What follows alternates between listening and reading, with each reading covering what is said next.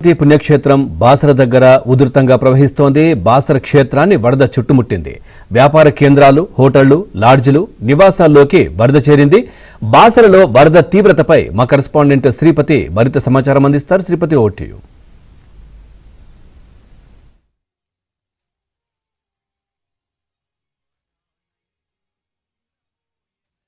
గోదావరి నదికి వరద ఉధృతంగా కొనసాగుతుంది. పై భాగంలోని మహారాష్ట్రలో కురుస్తున్న వర్షాలు, అలాగే మంజీరా నది నుంచి వస్తున్న వరద కలిపి గోదావరి ఉగ్రరూపం దాల్చింది. ప్రస్తుతం మనం బాసర వద్ద గోదావరి తీరంలో ఉన్నాం.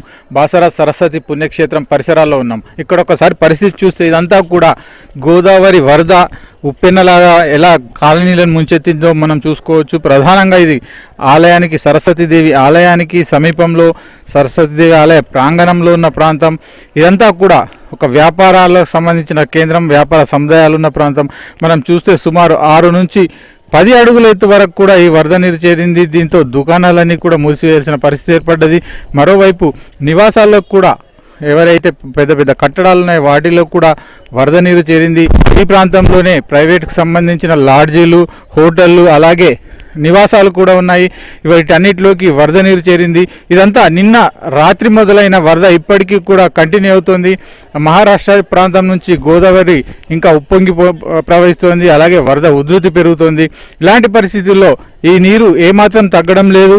గంటల తరబడి ఇలాగే నీరు నిలిచి ఉంటుంది. అలాగే క్రమక్రమంగా వరద తీవ్రత పెరుగుతున్న కొద్దీ ఇక్కడికి బాసర గ్రామంలోకి కూడా వరద పెరుగుతూ వస్తుంది. మనం చూస్తే ఇదంతా కూడా వ్యాపార కేంద్రాలు, అలాగే హోటళ్ళు, లాడ్జీలు ఉన్న ప్రాంతం. ఈ ప్రాంతాల్లోనే సుదూర ప్రాంతాల నుంచి వచ్చే భక్తులు, అలాగే ఈ ప్రాంతాన్ని సందర్శించే వారంతా కూడా ఇక్కడే బస చేయాల్సి ఉంటుంది. అలాగే ఈ ప్రాంతాల్లోనే వారి దినచర్యలు కొనసాగుతూ ఉంటాయి. అలాంటి ప్రాంతం ప్రస్తుతం వరదతో నిండిపోయింది, జలమయం అయింది, పూర్తిగా జల దిగ్బంధంలో చిక్కుకుంది. దీనికోసమే మనం చూసే కనుచూపు మేరలో గోదావరికి సంబంధించిన వరద కనిపిస్తుంది. చాలా దూర ప్రాంతంలో ఉన్న ప్రాంతమే గోదావరి నది ప్రవహించే ప్రాంతం. సుమారు ఇక్కడ నుంచి 2 కిలోమీటర్ల దూరంలో గోదావరి నది ఉంది.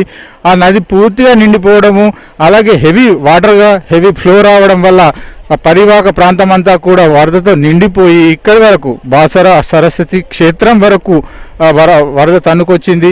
ఇప్పుడు ప్రస్తుతం మనం చూస్తున్న ప్రాంతం అంతా కూడా ఇదంతా వరదకు సంబంధించిన జలాలు నిలిచిపోయి ఉన్నాయి. దీంతోనే నివాసాలు, హోటళ్ళన్నీ కూడా జల దిగ్బంధంలో ఉన్నాయి. అయితే దీనికి సంబంధించి ప్రజలు, అలాగే ఆలయానికి సంబంధించిన భక్తులు కూడా తీవ్ర ఇబ్బందులు పడుతున్న పరిస్థితి కనిపిస్తోంది. ఈ వరద చుట్టుముట్టడము, బాసర పుణ్యక్షేత్రాన్ని మొత్తం వరద చుట్టేయడంతో భక్తులు కూడా రావడం లేదు. ఎవరూ రాకపోవడంతో ఈ పరిసరాలు, ప్రాంతాలన్నీ కూడా నిర్మానుష్యంగా మారాయి. అయితే ఇక్కడ ఈ వరద తగ్గే వరకు ఏమీ చేయలేని పరిస్థితి ఉందని మాత్రం అధికారులు చెప్తున్నారు.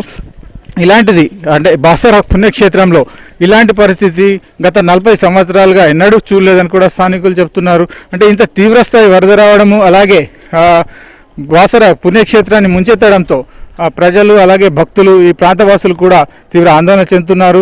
అలాగే గోదావరి పరివాహక ప్రాంతాల్లో సుమారు 15 గ్రామాలు ముంపునకు గురయ్యాయి. అలాగే వేలాది ఎకరాల వివిధ రకాల పంటలు కూడా నీటి పాలయ్యాయి. దీనికి సంబంధించి కూడా కోట్లాది రూపాయల నష్టం వాటిల్లింది. ఇదంతా కూడా సద్దుమనగడానికి మరికొంత సమయం పట్టే అవకాశం ఉంది. ఎప్పుడైతే మహారాష్ట్రలో వర్షాలు తగ్గి, అలాగే మహారాష్ట్రకు సంబంధించిన ప్రాజెక్టులోంచి నీటి విడుదల ఆపేస్తారో ఆ సమయంలోనే ఈ బాసర పుణ్యక్షేత్రంలో వరద తీవ్రత తగ్గే అవకాశం మాత్రం కనిపిస్తుంది. వీడియో జర్నలిస్ట్ అనిల్తో శ్రీపతి, ఏబినాంధ్రజ్యోతి, బాసర నుంచి.